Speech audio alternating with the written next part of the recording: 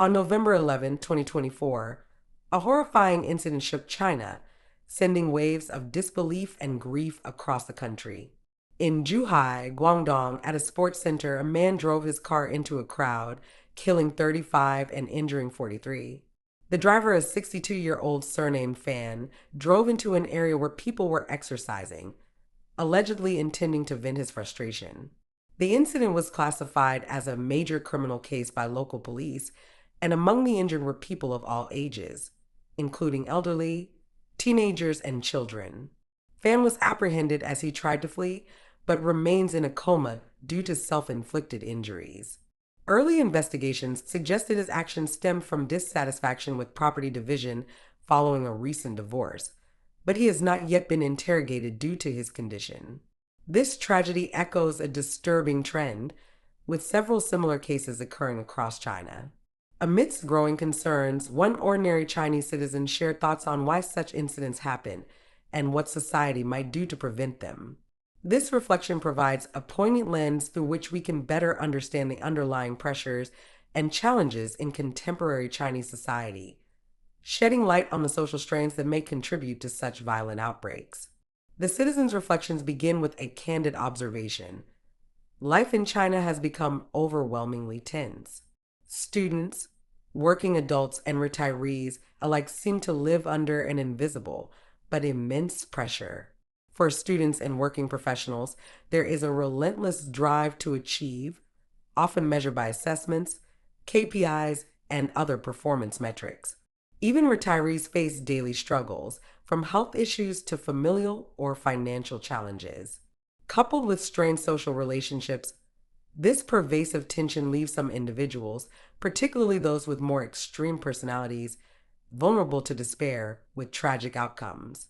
This individual suggests that Chinese society needs to find ways to alleviate this pressure, creating an environment where people can experience a sense of release and reprieve.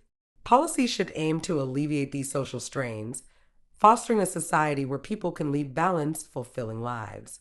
This would be one way to reduce the buildup of negative emotions, which sometimes leads individuals to catastrophic choices when they feel no other options remain. The citizen further observes that many people in China feel trapped within the constraints of the system, their spirits burdened by frustration. Society needs to provide outlets for people to release these emotions safely. Rather than suppressing people's desire for expression, it would be wiser to guide them toward positive, lawful means of venting. Activities like dancing, attending concerts, or even cosplay can serve as safety valves for pent-up feelings. Government and community leaders should recognize the value in these activities, supporting safe, constructive spaces for self-expression instead of limiting them. This approach would help diffuse societal tension and create a more harmonious, accepting urban culture. In addition to systemic and social pressures, the citizen notes a lack of genuine human connection in today's China.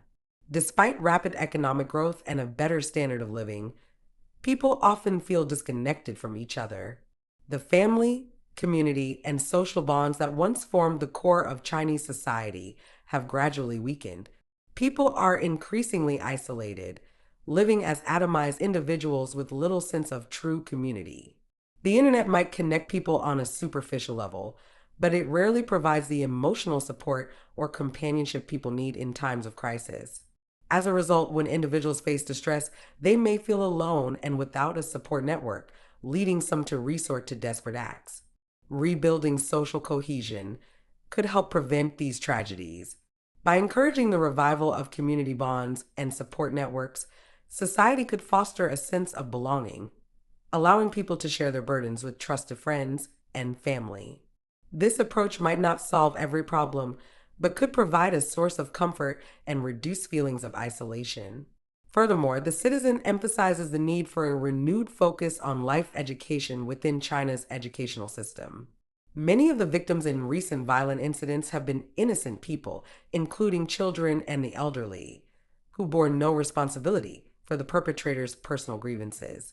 However, in an attempt to fight back against their circumstances, perpetrators often overlook the value of innocent lives, convincing themselves that their actions are justified. A strong emphasis on respecting life and understanding its value from an early age could help to address this issue. Life education should become a foundational component of ethics, promoting empathy and discouraging acts of revenge or violence. This approach would cultivate a society that respects life and emphasizes compassion over the misguided sense of justice that sometimes drives individuals to harm others. Lastly, the citizen cautions against attributing these incidents solely to individual emotions or psychological issues. While it is tempting to view these events as isolated acts of madness, the problem is deeper and requires a comprehensive, root level solution. Treating only the symptoms through policing or punishment may temporarily suppress violent incidents, but it does not address the root causes of such despair. China needs to create a society where people feel safe, supported, and valued, helping to prevent individuals from feeling driven to take drastic measures. These reflections are a call for a more empathetic, interconnected society in which individuals are not left to face life's challenges alone. They underscore the importance of social support, mental health resources, and the need to respect human life at all levels. In a world increasingly driven by rapid change, the need for understanding, patience, and compassion is more important than ever. If society can embrace these principles, there may be hope for fewer tragedies like the one that occurred in Zhuhai, and China can continue its progress toward becoming a truly harmonious society.